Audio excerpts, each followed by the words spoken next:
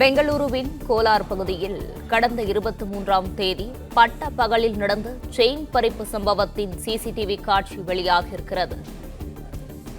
இதுகுறித்தான முழு விவரங்களை வழங்கவிருக்கிறார் செய்தியாளர் கமலநாதன். விவரங்களை வழங்கலாம்.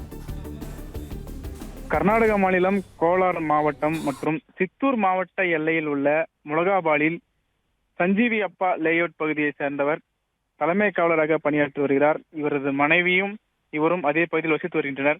இந்த நிலையில் தலைமை காவலரின் மனைவி கடைக்கு சென்று மீண்டும் வீடு திரும்பி கொண்டிருந்த போது 2 இளைஞர்கள் இருசக்கர வாகனத்தில் 1 கிலோமீட்டருக்கும் மேலாக அவரை துரத்திச் சென்றுள்ளனர்.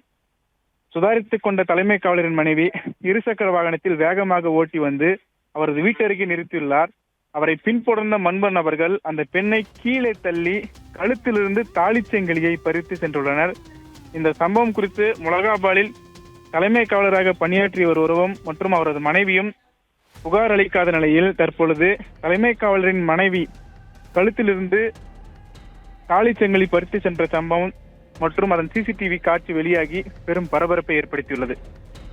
பிளே ஸ்டோர் மற்றும் ஆப் ஸ்டோரில் இருந்து பாலிமர் செயலியை QR கோடு மூலம் பதிவிறக்கம் செய்யுங்கள். செய்திகளை உடனுக்குடன் பெறுங்கள்.